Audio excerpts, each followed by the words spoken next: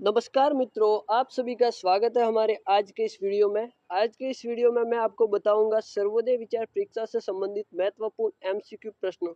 तो चलिए शुरू करते हैं आज का ये वीडियो। सबसे पहला प्रश्न है, निम्न में से किसे महात्मा गांधी ने गुड सैमेरिटन, सबका भला चाहने वाला कहा? तो सही आंसर हो जाएगा इसका चार्ली एंड्रयूज। नेक्स्ट है, महात्मा गांधी जी के आदर्श राज व्यवस्था राम राज्य में शामिल है। तो शामिल क्या है? पूर्ण प्रजातंत्र, त्वरित न्याय, स्वतंत्र विगर अभिव्यक्ति, उपरोक्त सभी। तो सही आंसर उपरोक्त सभी हो जाएगा। नेक्स्ट है, सत्याग्रह के बारे में कौन सा कथन सही नहीं है? तो सही कौन सा कथन नहीं है कि सत्याग्रह शारीरिक बल है? यह कथन सही नहीं है।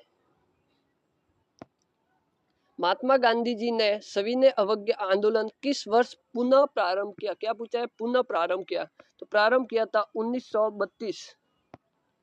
गांधी जी काका साहब कालेलकर से पहली बार कहाँ मिले थे? तो पहली बार मिले थे शांति निकेतन में। कौन सी पुस्तक के लिए महात्मा गांधी जी ने अपनी आत्मकथा में एक चमत्कारी प्रभाव कहा? तो अनटू दिस लास्ट। इस पुस्तक को महात्मा गांधी ने अपनी आत्मकथा में एक चमत्कारी प्रभाव कहा। नेक्स्ट है, गांधी जी ने मजदूर मार्च का नेतृत्व किस देश में किया? तो किया था दक्षिण अफ्रीका में। किसने हिंद स्वराज के लिए कहा कि गांधी जी आजकल जो कुछ भी कर रहे हैं वह इस छोटी सी किताब में बीज के रूप में है? तो यह कहने वाले थे उनके राजनीतिक गुरु गोपाल कृष्ण गोखले। अगला है, महात्मा गांधी जी ने कौन सा नारा दिया था? तो दिया था गांवों की ओर लौटो। किसने महात्मा गांधी जी के सिद्धांतों को एक बृहद भवन के सदृश माना है? तो माना था लुई फिशर ने। महात्मा गांधी जी द्वारा संपादित समाचार पत्र नहीं है। तो कौन सा नहीं है? मराठा। बाकी हरिजन, नवजीवन और यंग इंडिया महात्मा गांधी जी के द्वारा संपादित है। नेक्स्ट है, महात्मा गांधी जी ने संपूर्ण विश्व की तुलना किससे की है? तो संपूर्ण विश्व की तुलना की है महात्मा गांधी जी ने एक गांव से। विश्व परिसंघ का ढांचा गांधी जी के अनुसार किसकी नींव पर खड़ा है या खड़ा किया जा सकता है? तो अहिंसा की नींव पर विश्व परिसंघ का ढांचा गांधी जी के अनुसार खड़ा किया जा सकता है। नेक्स्ट है, किस संगठन के शैक्षणिक और सांस्कृतिक गतिविधियों के जरिए शांति स्थापित के कार्य में गांधी जी की गहरी दिलचस्पी थी? तो UNESCO. Right is answer is UNESCO. Gandhi ji ने गुजरात विद्यापीठ कब और कहाँ स्थापित की थी? तो स्थापित की थी 1920 में अहमदाबाद में। याद रखना, 1920 अहमदाबाद गुजरात विद्यापीठ। नेक्स्ट है, गांधी जी के अनुसार प्राथमिक शिक्षा की अवधि कितनी होनी चाहिए? तो गांधी जी के अनुसार प्राथमिक शिक्षा की अवधि होनी चाहिए 7 वर्ष।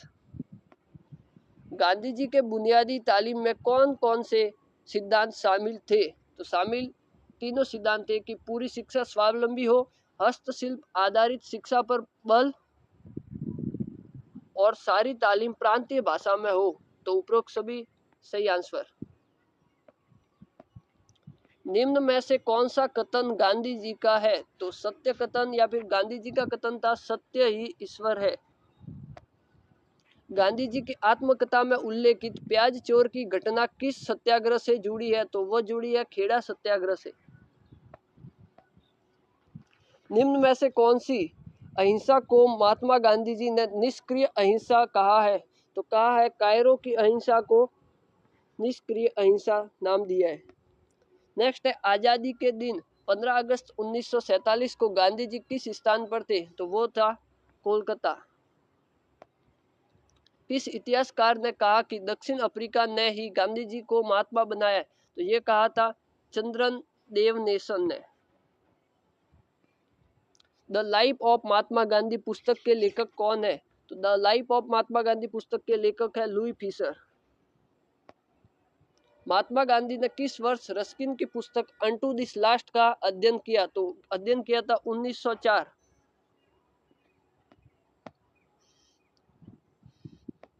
नेक्स्ट है, महात्मा गांधी जी ने पहाड़ जैसी भूल शब्द का पहली बार प्रयोग किस स्थान पर किया? तो स्थान था नडियाड। महात्मा गांधी ने सर्वोदय पुस्तक किस भाषा में लिखी? तो लिखी थी गुजराती भाषा में। नेक्स्ट है, महात्मा गांधी जी का ब्रिटिश शासन के खिलाफ तीसरा सबसे बड़ा आंदोलन कौन सा था? तो तीसरा सबसे बड़ा आंदोलन था भारत छोड़ो आंदोलन। महात्मा गांधी के अनुसार अहिंसा किसके समान कार्य करती है? तो अहिंसा कार्य करती है रेडियम के समान। याद रखना, किसके समान? रेडियम के समान अहिंसा कार्य करती है। नेक्स्ट है, निम्न में से महात्मा गांधी जी ने कौन सी पुस्तक नहीं लिखी? क्या पूछा है? नहीं लिखी। तो नहीं लिखी थी मेरे सपनों का विश्व। बाकी ये तीनों पुस्तक महात्मा गांधी ने लिखी थी, सर्वोदय, हिंद स्वराज और दक्षिण अफ्रीका के सत्याग्रह का इतिहास। नेक्स्ट है, साधन बीज और साध्य हासिल करने की चीज पेड़। यह कथन गांधी जी ने किस पुस्तक में लिखा? तो यह कथन लिखा था हिंद स्वराज पुस्तक में।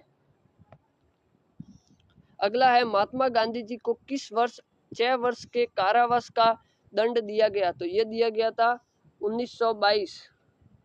जज का नाम आपको कमेंट करके बताना है। महात्मा गांधी जी के अनुसार या महात्मा गांधी के सामुद्रिक व्रत के सिद्धांत का केंद्र बिंदु कौन सा था? तो केंद्र था समाज। याद रखना, सामुद्रिक व्रत का केंद्र। गांधी जी की किस पुस्तक में 11 प्रतिज्ञाओं का उल्लेख किया गया है? तो ये उल्लेख किया गया है यरवदा मंदिर या फिर मंगल प्रभात पुस्तक में। निम्न में से किसे सीमांत गांधी के नाम से जाना जाता है? तो खान अब्दुल गफ्फार खान को सीमांत गांधी के नाम से भी जाना जाता है।